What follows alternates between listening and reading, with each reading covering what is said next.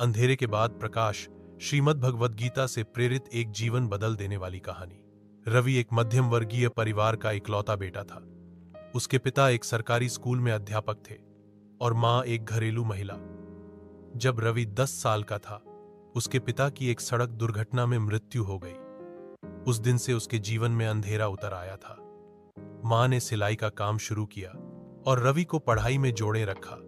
रवि समझ गया था कि अब उसके कंधों पर न केवल अपनी जिंदगी बल्कि मां की उम्मीदों का भी भार है।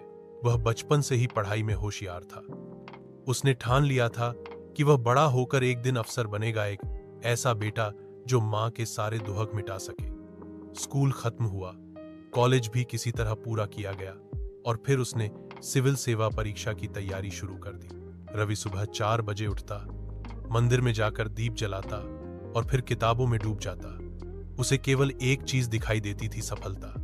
पर पहली बार में असफल हुआ। मां ने कहा, कोई बात नहीं बेटा, भगवान पर भरोसा रखो। वह फिर छूट गया, पर दूसरी बार भी नतीजा वही निकला। अब रिश्तेदारों ने ताने मारना शुरू कर दिए। कोई कहता इससे नहीं होगा, कोई हंसते हुए कहता इसे नौकरी नहीं, नींद चाहिए। रवि अब खुद से भी नजरें नहीं मिला पाता था। मां हर रोज उसके लिए चुपचाप चाय बनाती, सिर पर हाथ फेरती, लेकिन वो स्नेह अब रवि के लिए बोझ लगने लगा था।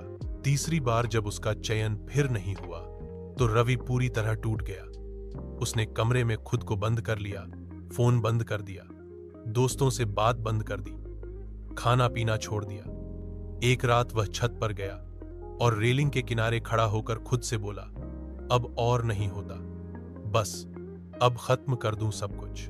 तभी पीछे से मां की धीमी लेकिन सधी हुई आवाज आई, रुक जा बेटा।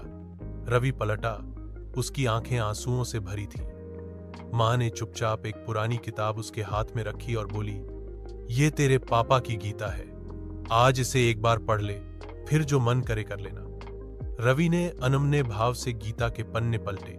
पहले पन्ने पर लिखा था, जब मनुष्य मोह में फांस जाता है तब वह अपने कर्तव्यों को भूल जाता है। फिर उसकी नजर इस पंक्ति पर गई है, अर्जुन तू अपने कर्म को कर, फल की चिंता मत कर। वो ठिठक गया। पहली बार उसे लगा जैसे ये शब्द किसी किताब के नहीं, उसके अपने जीवन के लिए लिखे गए हों। उसने पन्ने पलटे, हर पंक्ति जैसे उसके घावों पर मरहम बनकर उतर रही थी। आत्मा न जन्म लेती है न मरती है। जो कुछ तू खो चुका है शायद वो कभी तेरा था ही नहीं, और जो कुछ तेरा है वो कभी तुझसे छिनेगा नहीं। रवि पूरी रात गीता पढ़ता रहा। उस रात पहली बार उसने अपने भीतर एक शांति महसूस की। उसे समझ आया कि वह अब तक केवल सफलता के पीछे भाग रहा था, लेकिन जीवन तो कर्तव्य निभाने का नाम है, परिणाम तो बस ईश्वर की इच्छा है। अगली सुबह रवि उठा। उसने मां के चरण छुए और मुस्कुराकर बोला, अब मैं फिर से लड़ूंगा, लेकिन इस बार हारने से नहीं डरूंगा, क्योंकि अब मुझे खुद पर नहीं, भगवान के न्याय पर भरोसा है।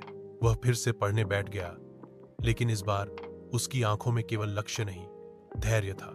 मन में केवल जिद नहीं, समर्पण था, और दिल में केवल डर नहीं, गीता का ज्ञान था।